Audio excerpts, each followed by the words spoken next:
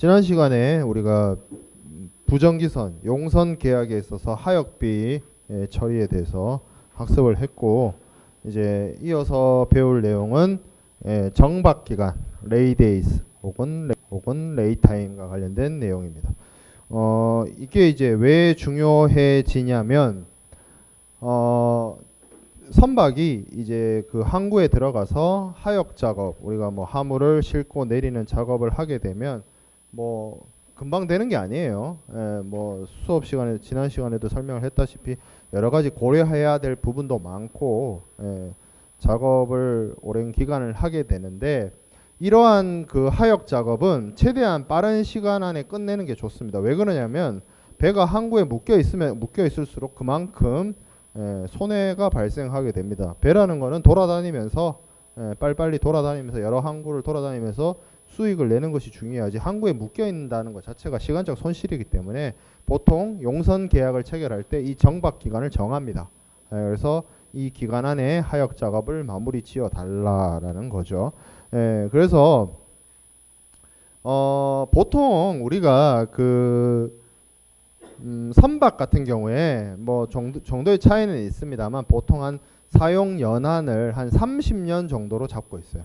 30년 정도로 잡고 있고, 우리는 자동차는 보통 한 사람들이 한 10년 타죠. 10년 타지만 감가상각은 뭐 한 4년 만에 끝나는 걸로 알고 있는데, 비행기는 좀 부품마다 좀 다른 걸로 알고 있어요. 엔진하고 동체의 그 사용 연한이 조금씩 다른 걸로 알고 있는데, 뭐 보통 한 10년에서 15년 정도 비행기를 타는 걸로 알고 있어요. 근데 이제 배는 한 30년 정도로 잡고 있습니다. 근데 이제 비싸요. 배가 비싸기 때문에 뭐 대형 벌크선이라든지 아니면 최신 컨테이너선이라든지, 만약에 그리고 뭐 LNG선 같은 경우에는 컨테이너선보다 더 비쌉니다. LNG선이. 그렇기 때문에 뭐 몇천억을 하는데 3천억짜리 배라고 칩시다. 벌크선. 그냥 대형 벌크선에 3천억짜리 배라고 치면 그거를 30년 동안 탄다고 치면 1년에 100억이에요. 1년에 100억.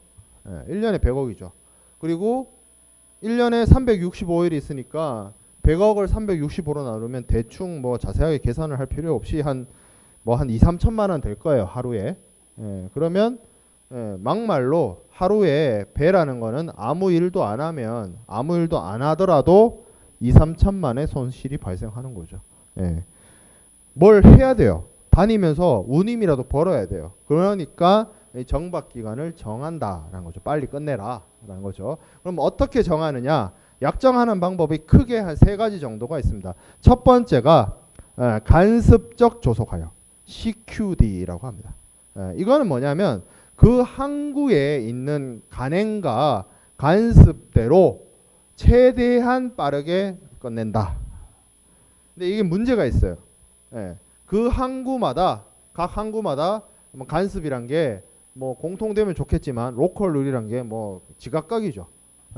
그리고 최대한 빨리 끝낸다라는 게 뭐 제가 그때 선적 조건 얘기할 때도 얘기했지만 ASAP라고 했을 때 네가 생각하는 ASAP와 내가 생각하는 ASAP는 다를 수 있죠. 분쟁 유발을 시킬 우려가 있습니다. 이건 잘 안 쓰이고요. 그 다음 연속 24시간 러닝 레이데이스라는 게 있습니다. 요거는 뭐냐면 그냥 하역 시작부터 하역 끝까지 그냥 연속되는 시간으로서 재는 거예요. 그러니까 달력으로 세는 겁니다. 3일, 4일 뭐 이런 식으로 그런 방식이고, 그러면 이런 식으로 해버리면 중간에 일요일이나 공휴일 내지는 예를 들어서 눈보라가 쳐서 항구에서 하역 작업을 못했어요. 태풍이 쳐서 하역 작업을 못했어요. 그래도 어차피 달력으로 세니까 다 셉니다. 그런 것들이 좀 문제가 있다 싶어서 나온 방식이 호천 작업일, weather working days입니다. 말 그대로 날씨가 좋아서 하역 작업이 가능했던 날만 세는 겁니다. 그리고 이 weather working days도 일요일이나 공휴일을 계산하는 방식에 따라서 조금 나뉩니다. 예를 들어서 Sunday holiday accepted 이렇게 되어 있으면 날짜 셀 때 일요일하고 공휴일을 산입하지 않습니다. 예를 들어서 오늘 11월 1일부터 3일간 한다 라고 했을 때 지금 목요일이죠. 목요일, 금요일, 토요일이 걸리는데 이게 러닝 레이데이스라면 토요일 날 끝나야 되지만 whether working days 해가지고 Sunday holiday accepted로 조건을 달아버리면 토요일 쉬는 날이죠. 예, 일요일도 쉬는 날이죠. 예, 월요일에 끝나게 된다는 거죠. 예, 그런 방식으로 할 수도 있다.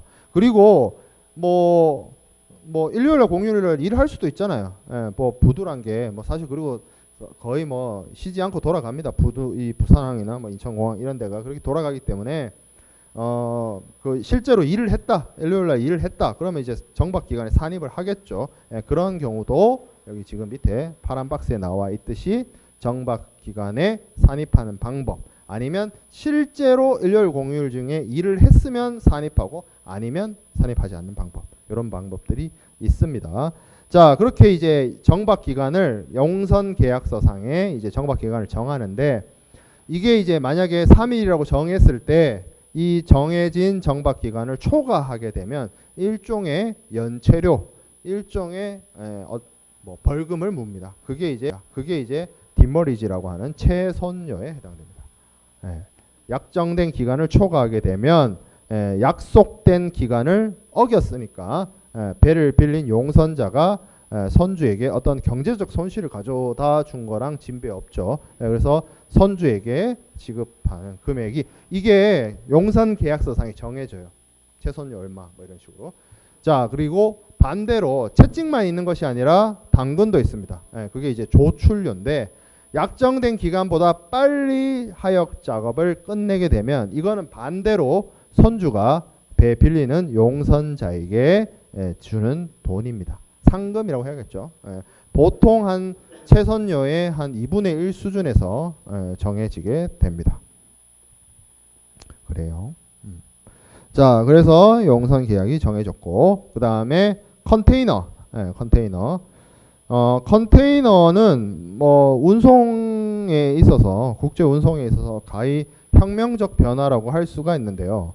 여러 가지 측면에서 뭐 가장 큰 장점을 가지고 있습니다만, 이 컨테이너가 가져다주는 가장 큰 장점이라고 할 수 있는 것은 이게 국제적으로 통일된 규격을 가지고 있다는 겁니다. 저개발 국가든 아니면 구공산권 국가든 아니면 선진국이든 그것이 아시아든 유럽이든 북미든 남미든 가리지 않고 전 세계에 돌아다니는 컨테이너는 통일된 규격입니다. 통일 규격이에요. 물론 길이는 두 종류가 있습니다. 20피트짜리가 있고요. 40피트짜리가 있어요. 근데 이것도 사실 크게 문제되지 않습니다. 왜냐하면 20피트짜리 두 개 붙이면 40피트랑 딱 맞아 떨어져요. 딱 그렇게 만들어놔요. 그래서 전 세계에 어떠한 항구를 가든 어떠한 배를 타든 그게 컨테이너 선이고 컨테이너 항구라면 규격이 같다는 거죠. 그래서 여기 쓰이는 컨테이너를 거기 보내도 쓸 수 있고 저기로 보내도 쓸 수 있고 이렇게 통일되어 있다는 거죠. 그러면 이렇게 어딜 가나 같은 규격으로 움직일 수 있고, 이게 선박이나 항구만 그런 게 아니죠. 여러분들 고속도로에 다니다 보면 이렇게 컨테이너를 싣고 다니는 차들이 있어요. 그 트레일러라고 하는데 그 트레일러도 결국에는 사이즈가 같습니다. 어느 나라를 가든. 왜? 컨테이너가 똑같은 사이즈니까. 그렇기 때문에 이러한 장점을 바탕으로 어디든 갈 수 있고, 그리고 이게 컨테이너가 예전에 컨테이너가 없던 시절하고 비교해 보면 개별적인 나무 상자라든지 개별적인 나무 뭐 종이 상자라든지 아니면 뭐 포대나 마대 이런 데다가 담아서 옮겼어야 됐어요.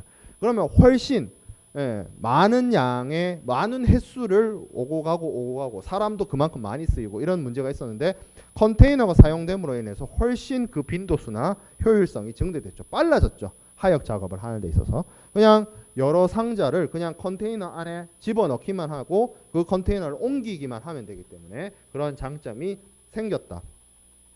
그리고 앞서 얘기한 것처럼 컨테이너가 트럭, 육상 운송 용구, 그리고 선박 이런 데 이제 적절하게 한적이 쉽게 이루어지기 때문에, 왜냐하면 규격이 같기 때문에 뭐가 가능해졌느냐, 내 창고에서 상대방의 창고까지 컨테이너를 개봉하지 않아도 될 정도로 일간 운송, 문전간 운송이 가능해졌다라는 거죠. 그렇죠? 그리고 얘가 가져다 주는 가장 큰 장점이 또 어떤 것들이 있냐면 안전해요. 왜냐하면 컨테이너가 철로 만듭니다. 철로. 철로. 뭐 이게 일종의 창고 역할을 하는 거죠. 움직이는 창고죠. 여기다가 화물을 집어넣고 있으면 비도 막아주고 바람도 막아주고 외부의 충격으로부터 보호도 되고 그런 것들이죠. 예전에는 나무 상자 이런 거 쓸 때는 망치나 도리깨 같은 거 하나 들고 가가지고 깨 부셔가지고 물건 빼갈 수도 있고 그랬어요. 근데 이게 지금 철로 만들어졌잖아. 구멍 뚫어내려면 하세월입니다. 그렇겠죠? 망치로 두드린다고 저 뭐 구멍 나겠어요, 저거? 그런 안전성을 가져다 준다는 거죠. 그래서 이제 컨테이너 운송이 사용됐고 컨테이너가 보편적으로 사용되기 시작한 게 그렇게 멀지 않습니다. 한 60년대 이후부터 이제 컨테이너가 본격적으로 사용이 됐고 그렇게 이제 운송의 중심 이게 빨리 그만큼 편했기 때문에 빨리 확산이 되었다라는 거죠. 이제 컨테이너 항구에 대해서 우리가 좀 보는데 컨테이너 항구들에 대해서 이제 요약 그래야 되나 조감도로 해야 되나 뭐 요약도라고 해야 되나 이렇게 대충 저런 모양으로 생겼어요. 뭐 사실 뭐 실제 모습은 조금 그 각 항구마다 조금 판이 하겠지만 대체적으로 저렇게 생겼는데 기본적으로 이제 선박이 접안을 하는 선석 그걸 이제 berth라고 하는데 우리 지난 시간에 하역비 처리할 때 그 조건들 중에 보면 라이너 텀이 있었어요. 근데 그 라이너 텀의 다른 말이 berth 텀입니다. 그래서 그 선석 그리고 이제 그 우리 뭐 경제 뉴스 나오거나 애국가 나올 때 나오는 그 대형 크레인 있죠. 그걸 이제 겐츄리 크레인이라고 합니다. 그거 외에도 설명하고 싶은 그 핵심적인 시설이 뭐냐면 아래쪽에 4번에 컨테이너 야드가 있습니다. 컨테이너 야적장, 컨테이너 장치장 이렇게 부르는데 부두에 가보면 부산항이나 이런 데 가보면 컨테이너가 부두 옆에 야적되어 있습니다. 그게 뭐 일부러 쌓아놨냐가 아니라 컨테이너는 뭐 일종의 컨테이너 대기 장소예요. 거기가 자기가 실릴 배가 들어오길 기다렸다가 배가 들어오면 이게 시퀀스가 있습니다. 컨테이너 싣는 순서 지난 시간에도 잠깐 설명을 했지만 먼저 내리는 애를 뒤에 실어야 되잖아요. 그렇죠? 그런 시퀀스에 따라서 이제 여기 마샬링 야드로 옮겨져서 겐트리 크레인에 의해서 선박에 적재돼요. 그렇기 때문에 일종의 컨테이너의 대기 장소다, 대기소다, 대기실이다. 이렇게 생각하면 될 곳이 컨테이너 야드에 해당이 됩니다. 자, 그리고 왼쪽에 위에 5번에 컨테이너 프라이 스테이션 해가지고 CFS 우리말로 뭐 컨테이너 처리소 뭐 이런 식으로 조작장 컨테이너 집하소 뭐 이렇게 불리는 곳이 있습니다. 컨테이너 프라이 스테이션. 이건 뭐냐면 이걸 알기 위해서는 두 가지 정도를 체크를 해야 되는데 우리가 컨테이너를 혹시 뭐 실제로 열어본 사람들은 여기는 없겠지만 컨테이너로 만들어진 가건물 임시 사무소 같은 데 들어가 본 사람은 있을 거예요. 그거 들어가 보면 생각보다 큽니다. 그 내부가. 컨테이너는 국제 규격이 통일되어 있기 때문에 여러분들이 들어가 본 그 가건물이 실제 컨테이너 사이즈예요. 20피트짜리. 그러면 이 컨테이너에 화물을 채워야 되는데 내가 운송을 하는 사람 입장에서 운송을 의뢰하는 운송 계약을 체결하는 어떤 송화인의 입장에서 내 화물이 컨테이너 하나를 가득 채울 수도 있고요.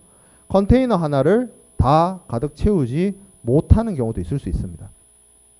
이렇게 컨테이너를 가득 채우는 경우를 FCL, 풀 컨테이너 로드라고 합니다.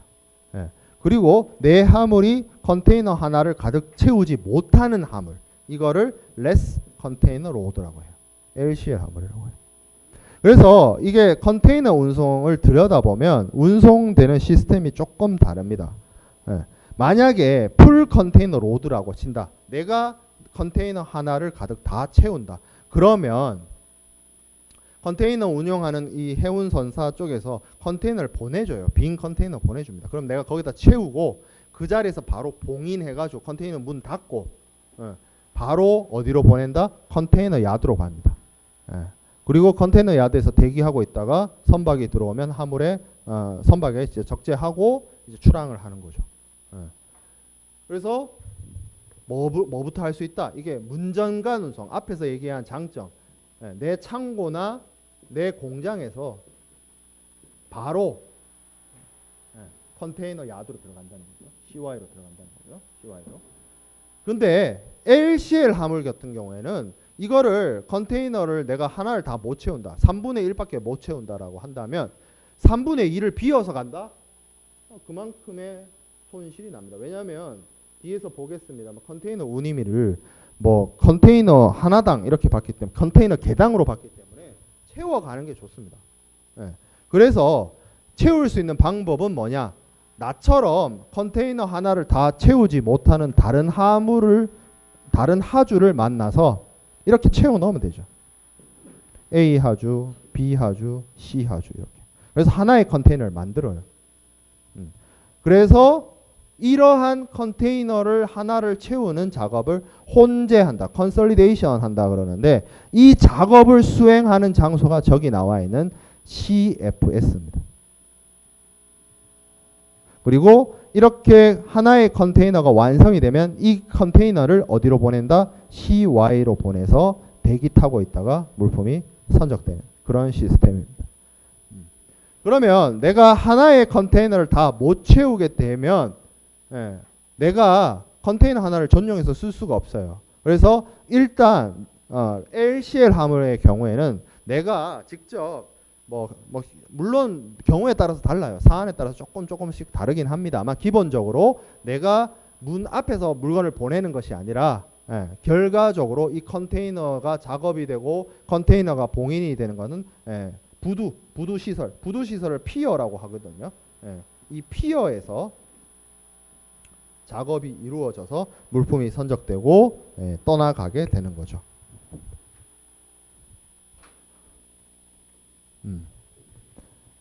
그래서 이 작업, 혼재하는 작업이 이루어지는 것을 CFS, 그리고 컨테이너가 선박에 선적되기 위해서 대기하고 있는 장소를 CY라고 합니다. 자, 그래서 이 FCL 화물이냐, LCL 화물이냐에 따라서 이 컨테이너 운송의 유형이 조금 나뉩니다. 첫 번째 살펴봐야 될 게 CY, 다른 말로 FCL, 또 다른 말로 도어 투 도어. 이건 뭐냐면 내가 하나의 컨테이너를 사용해서 상대방 수화인에게 컨테이너를 통째로 보내는 경우입니다. 이 경우에는 운송 도중에 컨테이너 문이 열릴 이유가 없어요.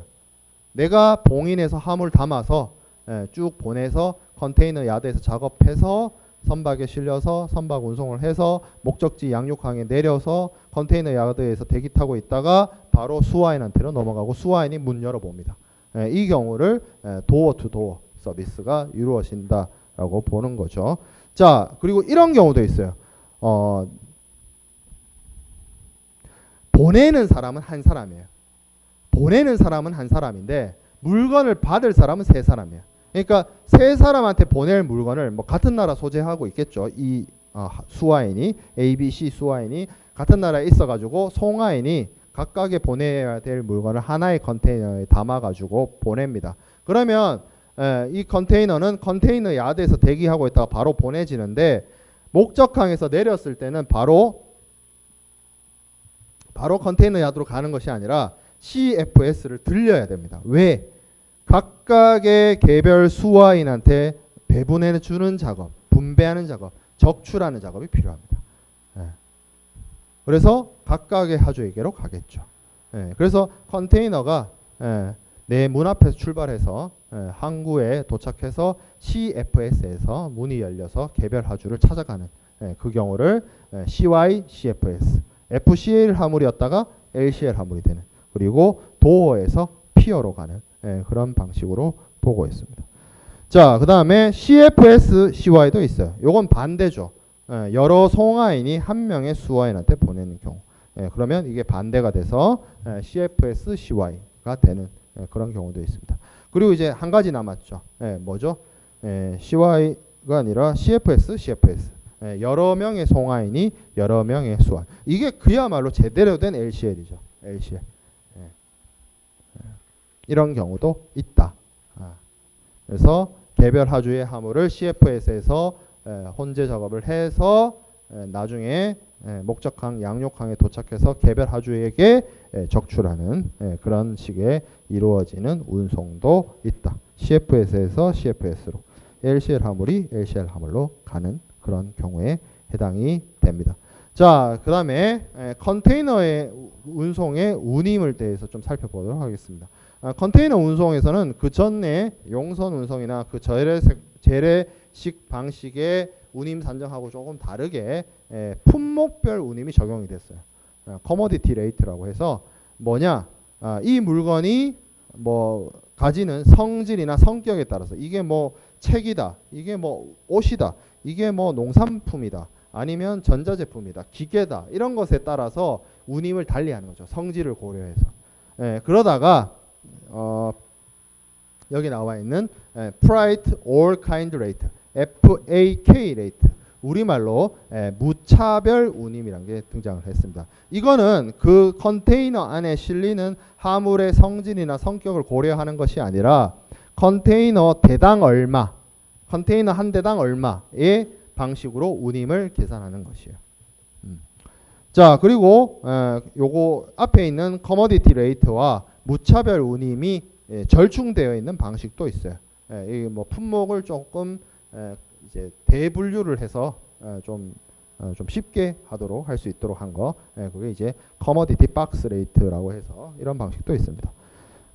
그리고 부대 비용도 있습니다. 부대 비용은 이 부대 비용 갖고 여러분들이 할증료하고 좀 헷갈릴 수 있는데, 할증 운임, 우리가 지난 시간에 배웠던 서차지라는 거는 기본 운임에 더해지고 더해지고 더해지는 거예요. 서차지. 근데 부대 비용이란 건 운임이 있고 운임 말고 별도로 내가 추가로 부담하는 비용을 부대 비용이라고 합니다. 대표적으로 워페지, 이거는 뭐냐면 부두 항만 시설 사용료에 해당이 됩니다. 커요, 이런 부분. 부두 이용료. 그리고 THC, 터미널 핸들링 차지라는 것도 있습니다. 이거는 뭐냐면 화물이 컨테이너 야드에 들어와 가지고 실제 선박에 선적되고, 그리고 화물이 목적항에 들어와서 양육되어서 컨테이너 야드를 빠져나가는 데까지에 발생하는 여러 비용을 THC라고 합니다. 뭐 쉽게 말해서 선적 비용, 하역 비용 뭐 이런 것들이 THC에 해당이 돼요. 전기선 운송의 경우에는 뭐 일괄적으로 운임이 다 포함되어 있지만, 우리가 지난 시간에 봤던 것처럼 스티브 도어의 경우에는 여러 가지 조건에 따라서 나눠질 수 있기 때문에 이런 부분에 있어서 정하는 것이, 명확하게 정하는 것이 필요하다. 그리고 인커텀스 할 때도 뭐 많은 사람들이 질문을 하기도 했고 하지만, 인커텀스에서는 뭐 물품에 대해서 뭐 양육 비용 뭐 이런 것들을 규정하고 있기 때문에 이런 것들이 인커텀스에서 제정하고 있는 양육 비용 처리나 이런 것들이 실무적 간행과 서로 맞지 않거나 이런 부분들이 덜어 있습니다. 그래서 우리가 배우진 않았는데 인커텀스 2010의 서문에 보면 무슨 얘기를 하고 있냐면, 실제로 THC의 경우에는 매도인과 매수인 간에 누가 부담하는지에 대해서 계약서상에 명확하게 해둘 필요가 있다라고 규정하고 있습니다. 규정한다기보다는 그렇게 가이드를 제시하고 있죠. 자, 그리고 CFS 차지도 있습니다. 이거는 뭐 당연히 LCL 화물을 혼재 작업하고 하는 그런데 들어가는 비용이겠죠. 이거 공짜로 해주는 거 아닙니다. 돈 받습니다. 자, 그 다음에 우리가 살펴봐야 될 부분이 국제 복합 운송입니다. 국제 복합 운송. 복합 운송에 대해서 뭐 여러 가지 뭐 접근이나 여러 가지 개념 정의가 등장할 수 있는데, 공통된 점만 말을 하면 보통 복합 운송에 대해서 이렇게 얘기를 해요. 만약에 실제 운송이 육상 구간에서 트럭으로 운송이 돼서 뭐 항구에 도착해서 항구에서 해상 운송을 해서 목적항까지 가고, 그 목적항에서 다시 트럭으로 옮겨져서 최종 목적지 간다라고 친다면 결국에는 육상 운송이 일어나고 해상 운송이 일어나고 육상 운송이 일어나는 이런 시스템인데, 복합 운송은 뭐다? 한 명의 운송인이, 한 명의 복합 운송인이 이 전체의 운송 구간에 대해서 하주와 하나의 계약, 하나의 복합 운송 계약을 체결하고 전체 구간에 대해서 단일한 책임, 단일의 책임을 지고, 그리고 단일의 운임을 받고, 그리고 하나의 복합 운송 서류를 발행하는 것을 복합 운송이라고 합니다. 그래서 이 복합 운송이라는 게 결국에는 여기 중간에 해상이 아니고 뭐 항공이 들어올 수도 있고요. 예, 이종 간 그러니까 다양한 두 가지 이상의 운송 수단, 운송 방식이 사용되고 그 전체 운송 구간에서 한 명의 운송인이 전체를 다 책임지고 하는 것을 복합 운송이다라고 규정하고 있습니다. 근데 이제 좀 깊게 들어간다기보다는 실제로 많은 형태의 복합 운송인들이 어떤 방식으로 운영을 하냐라고 본다면 MVOCC의 형태가 많이 있습니다. 그 MVOCC가 뭐냐면 Non-Vessel Operating Common Carrier라고 해서 실제로 선박이나 트럭을 소유하지 않고 일종의 중개 역할만 하는 경우가 있어요. 나는 배 한 척 없어. 한 척도 없어. 차도 한 대도 없어. 근데 이제 하주한테 얘기를 하는 거죠. 나한테 운송 계약 체결해가지고 나한테 화물을 주면 내가 알아서 해상 운송 계약도 체결해가지고 선박 수배해서 옮겨주고 내가 육상 운송 구간에도 트럭 수배해가지고 네 화물 옮겨줄게. 그렇게 하는 경우가 있다는 거죠. 그러면 이렇게 하려고 하는 이유는 수수료를 중간에 받겠죠. 실제 그러면 이 복합 운송인이 중간에서 하주와 실제 운송인, 실제 해상 운송을 수행하는 해상 운송 선사들하고 중간에서 운송 계약 대리로 체결하고 이런 작업들을 한다는 거죠. 운송 주선을 하는 거죠. 그래서 우리말로 이런 사람들을 뭐 운송 주선인이라고 하기도 하고요. 뭐 영어로 프라이트 포워더라고 하기도 하고 뭐 포워더 뭐 이렇게 얘기도 합니다. 여러분들이 뭐 혹시 물류 쪽에 관심이 있어서 뭐 물류 쪽 기업들을 검색해 보거나 하면 뭐 회사 이름 중에 무슨 포워딩, 무슨 포워더라는 이름으로 돼 있는 회사들이 있을 거예요. 그런 회사들이 주로 하는 게 이런 겁니다. 중간에 운송 계약 체결해서 개별적인 각각의 운송 수단에 대해서는 개별적으로 자기가 접근을 해서 개별 운송 계약 체결하고 중간에 수수료 먹고 여기서 그러니까 하주한테 받은 운송료 중에서 일부를 해상 운송인이나 육상 운송인한테 지급해야 되겠죠. 거기에 더 나아가서 뭐까지 해주냐면 실제로 그 기업들 중에 수출입을 하는 기업들 중에 자기 스스로가 자사의 어떤 뭐 물류 창고를 소유하고 있다든지 물류 창고를 확보하고 있다든지 뭐 그렇지 않은 기업들이 생각보다 있어요. 뭐 그럼 운송하는 과정 속에서 내가 뭐 화물을 뭐 창고에 보관을 해야 된다. 그러면 창고 보관, 물류 창고 수배해가지고 뭐 창고 보관 서비스도 해주고요. 그리고 최근에는 뭐까지 하냐면 뭐 이런 포워딩 업체들, 물류 업체들 중에서 뭐 간세사나 이런 사람들 고용해가지고 수출입 통관까지도 대신 해주는 경향이 나타나고 있습니다. 서비스를 확대하고 있는 거죠. 그러면 이 복합 운송인, 우리나라에서 말하는 운송 주선인, 뭐 프라이트 포워더들은 뭐 수수료 장사를 하는 셈인 건데 이 포워더들한테 화물을 맡기는 수출입 기업들은 어떤 이유로 맡기느냐? 자기가 직접 하는 게 더 싸지 않느냐? 더 쌀 수는 있지만 업무가 가하게 되죠. 편하잖아요. 그냥 한 번에 주면 자기가 알아서 뭐 다 운송수단 수배하고 창고도 수배하고 뭐 통관도 알아보고 뭐 다 할 수 있으니까 만약에 문제 생기면 나는 내가 계약한 복합 운송인만 박살내면 되잖아. 조지면 되잖아. 소송 걸어가지고. 얘가 다 책임지니까. 전체 구간에 대해서 단일의 책임을 지기로 했으니까. 그런 식으로 이 운영이 되고 있어요. 그래서 실제로 무역업을 한다라고 하는 우리나라 기업들 중에 수출만 한다거나 수입만 한 그런 회사들도 있긴 있습니다만 어찌됐든 수출 수입 중에 안 하는 회사는 없어요. 절대 내수로 먹고 살 수 있는 시장이 아니기 때문에 이 나라가 되게 뭐 시장 자체가 작아서 무역업을 다 하는데 기업 내부에 물류라든지 이 무역을 전담하는 부서를 두지 않는 경우가 많습니다. 뭐 하는 거예요? 전문적인 물류 무역 전담 부서가 없다는 말은 다 어떻게 하겠다는 거예요? 아웃소싱 주는 거죠. 물류 기업한테 다 아웃소싱. 아니면 자회사를 만들어서 그 기업이 갖고 있는 모든 수출입 물량을 그 자회사에 몰아주거나 그게 대표적으로 글로비스라든지 뭐 그런 업체들이 되는 거죠. 그래서 이 바닥이 실제로 보면 물류업체, 물류기업, 물류회사라고 하는 거는 뭐 되게 영세합니다. 되게 영세요. 뭐 CJ 대한통운이나 뭐 글로비스 정도를 제외하면 대체적으로 영세합니다. 그리고 뭐 제 설명을 들어보면 알겠지만 이게 중간에서 수수료 장사한다는 게 결국엔 수수료 장사잖아. 내가 여기 뭐 트럭 수배해주고 내가 뭐 선박 운송 해운회사 연락해가지고 컨택해가지고 시간 맞춰가지고 화물 실어주고 뭐 중간에서 수수료 장사는 이게 어떻게 보면 기업들이 아웃소싱을 할 수밖에 없을 정도로 핵심 역량이 되기가 어렵단 말이야. 기업들이. 그러면 이 수수료 먹는 이 장사란 게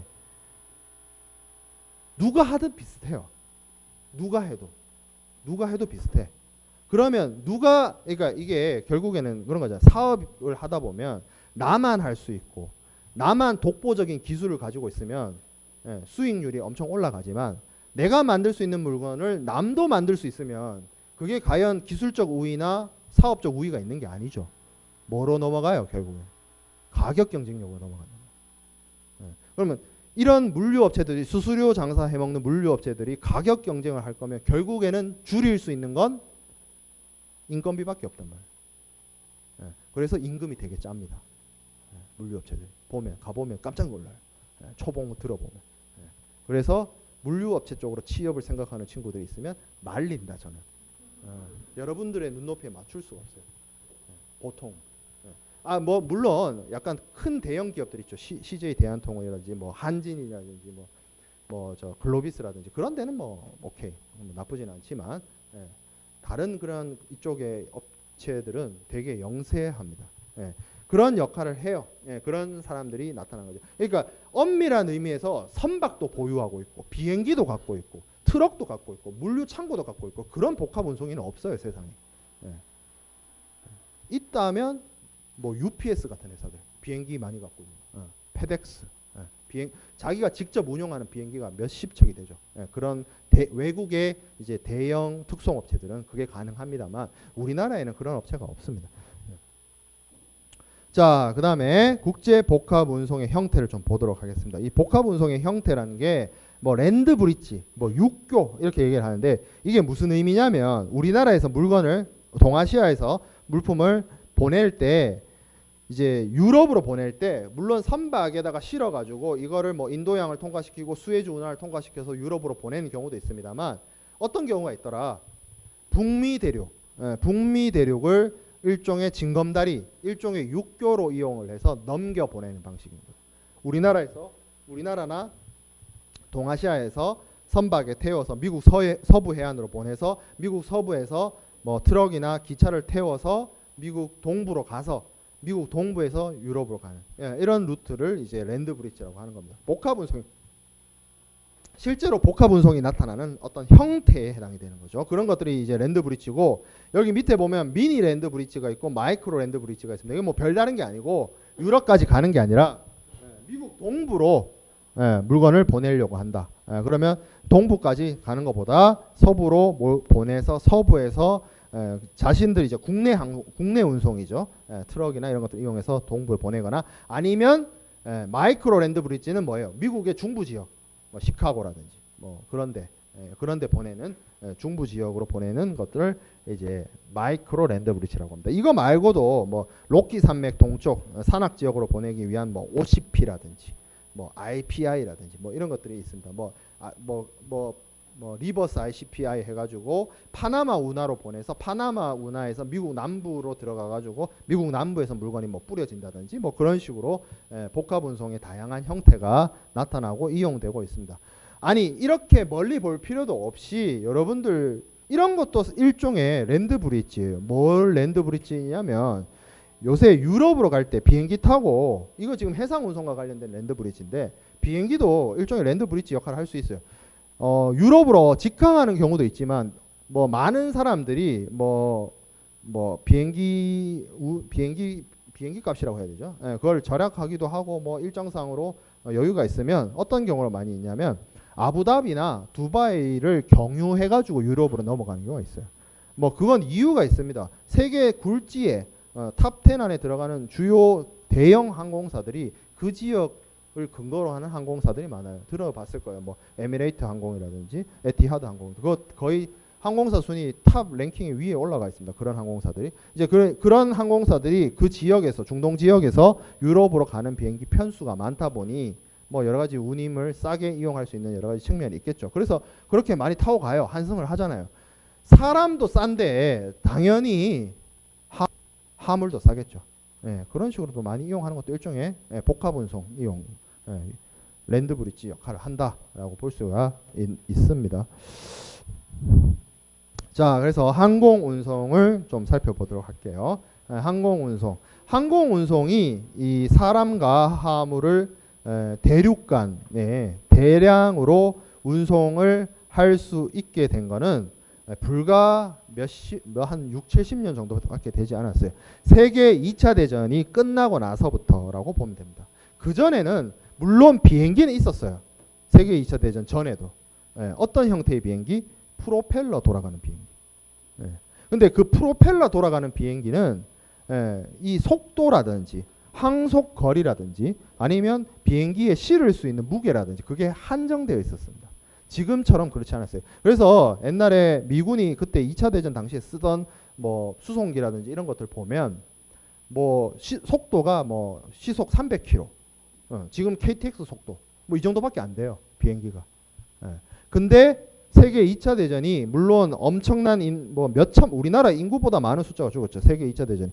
그렇게 많은 인명 피해를 냈지만 인류 역사에 또 가져다 준 점이 기술의 발전이에요. 기술의 발전. 세계 2차 대전 중에 나치 독일이 제트 엔진을 개발했고 그 제트 엔진이 상용화가 되면서 제트 엔진이 프로펠러 엔진보다 당연히 엔진 출력이 좋습니다. 엔진 출력이 좋다는 말은 비행기가 엔진 출력이 좋아진다는 점은 속도가 빨라진다는 점도 있지만 이륙할 때 실어서 띄울 수 있는 힘도 훨씬 증가한다는 거예요. 그전에는 화물하고 사람을 지금 대형 항공기들 있죠. 보잉사나 에어버스에서 제작하고 있는 그런 비행기들 같은 경우에 몇백 명씩 타잖아요. 옛날엔 그게 안 됐다니까. 그리고 지금은 비행기들이 바다를 건너고 대륙을 횡단해서 넘어가잖아요. 옛날에 뭐 린드버그 같은 사람들이 대서양 처음 횡단할 때 그리고 세계 2차 대전 이럴 때도 보면 태평양을 횡단해서 비행기가 날아간다. 불가능했어요.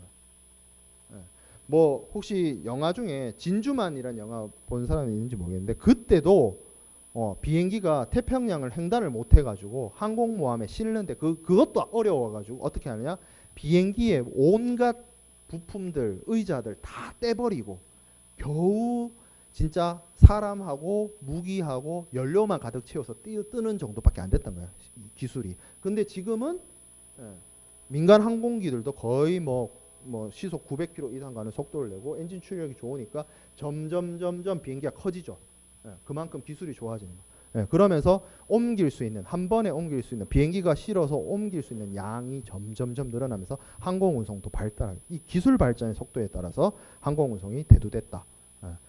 그래서 이 항공운송이 가지고 있는 최고 장점은 단 하나, 빠르다. 빠르다는 거예요. 비행기하고 배하고 비교할 수 없죠. 배하고 비교할 수 없을 정도로 빠르다. 그리고 안전합니다. 이렇게 안전하다라고 하면 반론을 제기할 수 있지만 안전해요. 실제로 사고 빈도, 사고 발생 확률을 따져보면 비행기가 제일 안전합니다. 왜냐하면 그만큼 검사도 많이 하고요. 뭐 하기 때문에 다만 이제 문제는 사고가 났을 때 사람이든 화물이든 사람은 다 죽고 화물은 전손이 난다는 문제점밖에 없죠. 그러니까 비행기는 사고가 나면 추락을 하기 때문에 일단 뭐 사람은 인명 피해는 뭐 불보듯 뻔하고 화물의 경우에도 다 박살이 납니다. 그렇게 뭐 떨어지는 비행기에서 살아남을 수 있는 화물이라는 건 별로 없어요. 하지만 선박 같은 경우에는 선박의 경우에도 뭐 사고가 나면 인명 피해도 발생하고 합니다만 운이 좋거나 그 사고의 상황에 따라서 뭐 예를 들어서 선박이 나오다가 어디 뭐 항구 시설물이나 뭐 이런 데 부딪혔다. 그러면 선박만 박살나고 그 안에 실려 있는 화물이나 여객은 안전하거나 뭐 그런 경우도 있어요. 그런 경우가 있기 때문에 여러분들이 항공 운송에 대해서 뭐 위험하다고 생각할 수 있는데 사고의 위험 발생률 이런 것들로 봤을 때는 굉장히 안전하다라는 겁니다. 자, 그리고 경제적이다. 항공 운송이 해상 운송보다 더 쌀 수도 있습니다. 예를 들어서 요만큼 내 주먹만한 물건을 배로 실어 보냈느냐 비행기로 실어 보내느냐를 한번 따져봅시다. 요만한 물건 때문에 컨테이너 하나 써가지고 컨테이너 요금 이거 사용료 내고 뭐 부두 사용료 내고 뭐 등등등등 해서 바다로 보내서 20 며칠 걸려서 도착하는 것보다 요 정도 되는 물건, 요만한 물건은 그냥 소포장에 그러니까 소포에 담아서 뭐 UPS나 페덱스 같은 그 특송업체를 통해서 비행기로 보내는 게 쌀 수도 있다는 거예요. 그 화물의 크기, 그 화물의 중량, 그 화물의 성질에 따라서 꼭 배가 무조건 싼 건 아니라는 거예요. 좀 그러니까 쉽게 말해서 물건이 가볍고 물건이 작고 비싸면 비쌀수록 비행기에 싣고 물건의 덩치가 커지면 커질수록 그리고 보낼 양이 많아지면 많아질수록 선박에 실는 것이 유리합니다. 그거는 뭐 기업들이 선택을 하는 부분이고 그리고 항공운송은 밤에도 할 수 있어요. 이게 뭐 인천공항이 가지는 장점 중에 하나가 여객기는 안 그런데 화물 운송기의 경우에는 뭐 새벽 2시, 새벽 3시에도 내립니다. 그리고 어차피 이 인천공항이라는 곳이 사람이 살던 곳이 아니라 섬과 섬 사이 바다를 메워서 만든 공항이라 주변에 뭐 소음공해라든지 이런 데서 좀 자유로운 편이라서 자, 뭐 그리고 계절에 상관없이 사용할 수가 있고 뭐 선박에 같은 경우에는 뭐 한여름에 뭐 인도양을 항해한다든지 뭐 그런 것들이 좀 장애나 애로가 있기 때문에 계절을 좀 탑니다만 계절 뭐 태풍도 있고 근데 비행기는 그런 게 없죠. 그래서 그런 것들이 좀 적죠. 그런 영향들이 그런 여러 가지 장점들을 가지고 있습니다. 자, 그래서 항공운송이 사용되어지는데 항공운송에 사용되는 운송 서류라고 하는 것은 보통 에어웨이빌, 항공화물 운송장이라는 게 사용이 됩니다. 우리가 해상운송에서는 선하증권을 운송 서류로서 사용을 하는데 이 선하증권과 해상운송에서 사용되는 선하증권과 항공운송에서 사용하고 있는 에어웨이빌이 가지는 가장 큰 차이점이라고 할 수 있는 것은 일단 에어웨이빌은 권리증권이 아닙니다. 권리증권이라고 하는 것은 물품의 권리가 체화되어 있는 서류고 그래서 저 서류 선하증권을 가지고 있는 자가 물품의 정당한 권리권자이며 정당한 권리를 가지고 있는 사람이 목적지에서 화물을 인도받을 수 있는 권리를 가지고 그렇기 때문에 목적지에서 화물을 건너받기 위해서는 반드시 선하증권 원본이 있어야만 했었어요. 그래서 나왔던 간섭이 뭐였어요? 우리가 무역 대금 결제를 할 때 신용장 방식이나 이런 것들에서 하한어음이라고 했죠. 한어음과 선하증권을 묶어서 은행에 매입시켜서 보내는 거죠. 그래서 대금 결제를 받아야만 대금 결제를 해야만 매수인이 대금 결제를 해야만 선하증권을 건네주는 방식으로서 이용이 가능했는데 근데 항공운송은 그렇게 할 수가 없는 게 일단 미국으로 보낸다 치면 이게 한 12시간이면 가요. 비행기 뜨면 바로 내립니다. 어제 비행기를 보냈어요. 그래서 서류를 들고 그 다음날 아침 9시에 은행을 찾아가서 한어음과 에어웨이비를 내민다라고 치면 그때쯤에는 벌써 미국에 비행기가 도착해 있다 이거죠. 뭐 서류를 유통하고 자시고 할 그게 없어요. 비행기는 뜨자마자 내리기 때문에. 그래서 항공운송 서류는 일종의 뭐랑 비슷하냐면 여러분들 택배 보낼 때 그 택배 송장 정도라고 생각해 보면 돼요. 반드시 에어웨이빌이 있어야만 물품을 찾을 수 있거나 에어웨이빌이 물품의 권리가 체화되어 있는 서류거나 그렇지 않다는 거예요. 에어웨이빌이 택배 송장처럼 택배 송장에도 왜 보내는 사람 받는 사람 적혀 있죠. 에어웨이빌도 보내는 사람 받는 사람 적혀 있습니다. 그래서 받는 사람한테 줘요. 물품을 줍니다. 받는 사람한테 그냥 물품 준다고 항공운송사가. 그러면 이거 뭐 하한어음을 쓴다든지 신용장 뭐 한다든지 뭐 이런 게 되게 곤란합니다. 물론 에어웨이비를 쓰더라도 신용장 쓰는 사람도 있어요. 있기는. 그거는 이걸 뭐 한어음을 통해서 뭐 대금 결제를 한다기보다는 그냥 상대방이 못 믿어서 신용장을 쓰는 경우가 대부분이고, 에어웨이비를 쓰면 이게 권리증권이 아니기 때문에 이게 담보할 수 있는 그런 부분들이 약해져서 좀 뭐 송금 방식을 쓴다거나 그런 식으로 바뀌게 되는 거죠. 그래서 에어웨이빌은 권리증권이 아니다. 하지만 항공운송 계약에 대한 증거로서, 그리고 운송 계약의 내용들이 담겨 있는 운송 서류인 거는 변함의 여지가 없습니다. 자, 그리고 여기 밑에 보면 실제로 에어웨이빌이 사용을 되는데, 여기 보면 왼쪽에 항공회사가 있고 오른쪽에 화물을 보내는 송화인이 있습니다. 그리고 중간에 혼재업자라고 적혀 있는데, 이게 뭐냐면 일종의 저 사람이 복합운송 주선인 내지는 운송 주선인, 프라이트 포더 뭐 그런 사람들 중에 하나인데, 어떤 것이냐면 우리가 비행기 같은 경우에도 보면 대한항공이 됐든 아시아나항공이 됐든 하루에도 그게 뭐 목적지가 다를지언정 인천공항이나 이런 데서 보면 하루에도 수십 편의 비행기가 뜹니다. 그러면 이게 항공사들이 뭐가 어렵냐면 실제로 직접 하주들을 컨택을 해가지고 화물을 받아서 뭐 항공운송 컨테이너에 넣고 뭐 이거 한 작업을 하는 게 되게 업무량이 많아져요. 하루에도 여러 대의 비행기가 뜨고 내리기 때문에 선박의 경우에는 직접 합니다. 선박의 경우에는 해운 회사들이 그만큼 이게 이제 조직도 크고, 그리고 뭐 여러 척의 선박을 운영하는 회사들은 그만큼 규모가 큰 거겠지만, 그 직접 해상운송 계약 체결하고 운송물 수배해가지고 적재하고 이런 작업들을 하는데, 항공회사들은 너무 빠르잖아요. 회전이.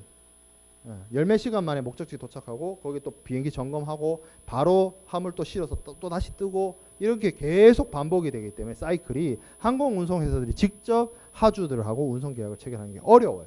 그래서 어떻게 하느냐, 중간에 대리인을 세웁니다. 항공운송 대리점, 항공운송 대리점업, 대리인 이런 역할을 해주는 사람을 세워서 얘네들이 직접 하주하고 컨택을 합니다.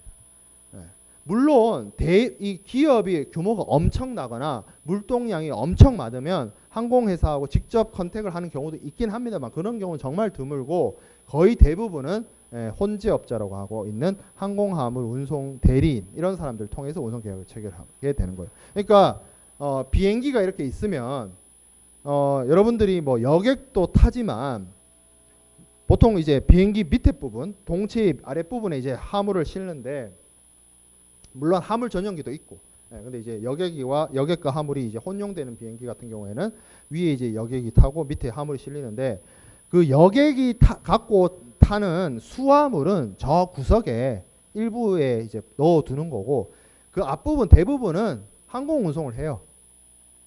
그리고 그 부분이 사실 비행기를 운영하는 항공사 입장에서 훨씬 수익이 좋습니다. 항공 화물을 운송하는 게 훨씬 이득이 돼요.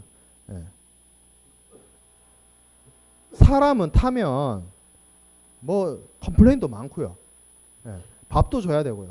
물도 줘야 되고 음료수도 줘야 되고 술도 줘야 되고. 근데 화물은 일단 태우면 가만히 있습니다. 밥 안 줘도 되고 물 안 줘도 되고, 그죠? 물론 이게 여러분들이 상식적으로, 지금 내가 뭐 이렇게 자세한 설명 안 하도 상식적으로 항공회사들이 사람 실어 나르는 것보다 화물 실어 나르는 게 더 돈이 된다 이거예요. 더 핵심적인 사업일 수 있다는 거예요. 그래서 이 항공사들이 자신의 이제 그 기복이라고 해야 되나, 그 스페이스 전체를 줍니다. 네가 이거 알아서 채워. 그러면 이 운송 대리점에서 각 하주들하고 이제 컨택하고 해서 개별적으로 계약을 체결해서 뭐 운송을 할 수 있도록 준비를 하고, 그럼 이제 그것을 대한항공이나 아시아나가 받아서 항공 컨테이너에 해서 비행기에 싣고 운송을 하는 그런 방식으로 이루어집니다. 그래서 실제 송화인하고 이 항공운송 주선을 하는 혼재업자하고 사이에서 발행되는 에어웨이비를 하우스 에어웨이비라고 하고요. 항공사와 저런 혼재업자 내지는 운송 대리 역할을 하는 항공운송 대리인들하고의 발행되는 에어웨이비를 마스터 에어웨이 빌 이렇게 부릅니다. 그런 차이가 있어요.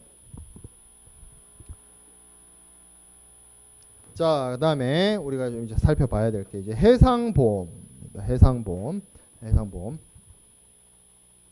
해상보험은 크게 이제 화물에 대한 보험과 선박에 대한 보험, 선박보험으로 나뉩니다. 화물에 대한 보험은 이제 적화보험, 카고 인슈런스라고 하고요. 그리고 선박에 대한 보험은 헐 인슈런스라고 합니다. 근데 이 헐이 우리말에는 놀랄 때 쓰는 말이지만 영어 단어로서의 뜻은 선체를 의미해요. 배 동체, 그거를 이제 선체, 그걸 헐이라고 표현했습니다. 네이티브한테 들어봐도 거의 그 발음 비슷해요. EPL 좋아하는 친구들은 헐시티라는 도시 있어요. 그 어원이 어디서 왔는지는 모르겠는데 아무튼 쓰입니다. 그래서 이게 선박보험을 의미하고 화물보험은 이제 카고 인슈런스라고 하는데 우리 책에는 이렇게 쓰여 있거나 크게 상관없이 쓰여 있습니다. 요 사용되는 한자가 달라서 뭐 이렇게 쓴다. 영어로는 그냥 카고 인슈런스다 이렇게 보면 되죠. 자, 이게 이제 일종의 해상보험인데 이 해상보험은 또 크게 분류를 해보면 해상보험이란 거는 이제 손해보험의 일종입니다. 손해보험 일종. 우리가 여러분들이 보험이라고 하면 다 똑같은 보험이고 다 똑같은 보험회사라고 느낄지 모르겠는데 보험은 크게 나눠봤을 때 생명보험이 있고 손해보험이 있습니다. 그래서 뭐 삼성그룹 같은 경우에는 삼성생명이 있고요. 삼성화재가 있어요. 삼성생명은 생명보험을 다루는 회사고 삼성화재는 손해보험을 다루는 회사입니다. 생명보험과 손해보험은 거기에 적용되는 여러 가지 법리라든지 논리라든지 그런 것들이 판이하게 다르고요. 그리고 실제로 보험회사들도 영업하는 방식이나 보험 상품이나 보험료 산정이나 이런 것들이 완전히 달라요. 그래서 뭐 생명보험은 여러분들이 알고 있는 뭐 암보험이라든지 종신보험이라든지 실비보험이라든지 그런 것들이 생명보험에 해당이 되고 손해보험은 대표적으로 자동차 그리고 선박, 화물, 뭐 기업 뭐 이런 것들에 대한 보험이 보통 화재 보험, 집에 불 났을 때 이런 것들이 손해보험에 해당이 된다는 거죠. 그래서 우리가 배우는 보험은 손해보험 중에서도 해상에서 발생하는 해상보험 그리고 그 해상보험도 화물에 대한 적화보험과 선박에 대한 선박보험으로 나뉜다라는 거죠. 자, 그래서 해상보험에 대한 여러 가지 의미와 용어가 나올 수 있는데 뭐 다 하기엔 좀 뭐 그렇고 오늘은 이제 핵심되는 몇 가지 단어만 보도록 하겠습니다. 기본적으로 보험회사 그러면 그것을 이제 보험자라고 합니다. 인슈어러, 어슈어러, 언더라이터 이렇게 부르는 뭐 여러분들이 알고 있는 뭐 현대해상, 삼성화재, 동부화재, 뭐 메리츠, DB, 동부화재는 DB로 바뀌었죠. DB, 뭐 그런 회사들이 이제 보험자의 역할이 해당이 되는 거고 보험 계약을 인수해서 보험료를 받고 보험금을 지급하는 그런 회사들이죠. 그리고 반대편에 내가 보험 계약 체결해가지고 보험 사고가 발생했을 때 보험자로부터 보험금을 탈 사람, 그런 사람들을 피보험자라고 합니다. insured, assured 이렇게 얘기를 하고 그리고 논외로 실제로 보험자와 보험 계약을 체결하는 사람을 보험 계약자라고 해서 policy holder 이렇게 부르기도 합니다. 물론 대부분의 보험 계약에서는 보험 계약자가 곧 피보험자를 의미합니다. 의미하는데 다른 경우도 많아요. 물론 이게 손해보험은 아니라 생명보험에 해당되는 경우지만 어떤 경우가 있냐면 여러분들 지금 실비보험 든 친구들 있을 텐데 여러분들이 지금 내는 실비보험은 여러분들이 학생 신분이기 때문에 보통 부모님이 들어주시고 부모님이 보험료를 내주시는 경우가 많아요. 근데 실제로 보험회사에서 보험금이 나오면 여러분 통장으로 들어가죠. 그건 뭐예요? 보험 계약자가 여러분 부모님, 피보험자는 여러분들이 되는 거예요. 예, 그런 식으로 나뉘는 거죠. 나중에 회사 취업해가지고 내가 직접 돈 벌기 시작해서 내가 직접 보험 계약 체결하면 그때야 비로소 보험 계약자와 피보험자가 같아지는 거죠. 근데 이렇게 피보험자와 보험 계약자가 나뉘는 경우를 우리 무역에서도 이미 전에 설명을 했습니다. 어디서? 인커텀스에서. CIF하고 CIP 경우. 거기서는 CIF, CIP에서는 뭐라 그랬죠? 매도인이 매수인을 위해서 보험 계약을 들어줬어요. 그리고 실제로 보험자하고 만나서 보험 계약서 쓰는 사람은 매도인입니다. 하지만 CIF나 CIP나 뭐 물품을 본선에 선적을 하든지 아니면 운송인한테 전달하면 위험에 대한 책임이 넘어가 버리기 때문에 실제로 해상 운송 도중에 운송 도중에 사고가 발생해서 보험 목적물이 손상이 발생했다. 그럼 보험금이 나올 텐데 그 보험금을 받아가는 사람은 매도인이 아니야. 이미 난 물건 넘기고 말았거든. 매수인이 받아갑니다. 그러면 CIF나 CIP의 경우에 보험 계약자가 매도인이 되고요. 피보험자가 매수인이 되는 그런 식으로 나뉠 수 있다라는 거죠. 그런 부분이 있다. 그 밑에 뭐 보험 대리상, 보험 중개인 있는데 이거는 에이전트와 브로커입니다. 보험 대리상은 에이전트예요. 보험자를 대신해서 어떤 사업 계약의 체결을 한다든지 뭐 그런 역할을 하는 사람을 에이전트라고 하는 거죠.